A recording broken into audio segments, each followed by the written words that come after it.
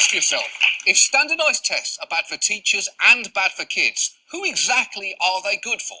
Well, it turns out they're operated by companies like all these, and let's just focus on the largest one, Pearson.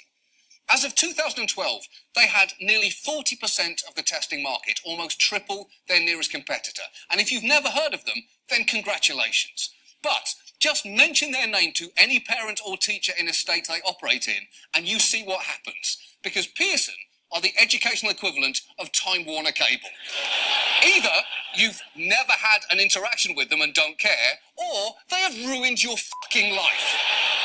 Pearson have a shocking amount of influence over America's schools. So much so that at this point, a hypothetical girl could take Pearson tests from kindergarten through at least 8th grade, tests, by the way, that she studied for using Pearson curriculum and textbooks taught to her by teachers who were certified by their own Pearson test. If at some point she was tested for a learning disability like ADHD, that's also a Pearson test.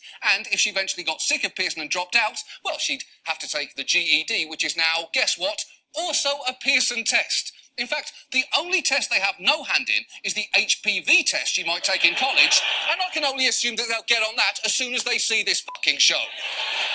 Pearson has enjoyed spectacular growth and profits, and yet their track record is littered with complaints concerning technical glitches, slow grading, and even the contents of their tests.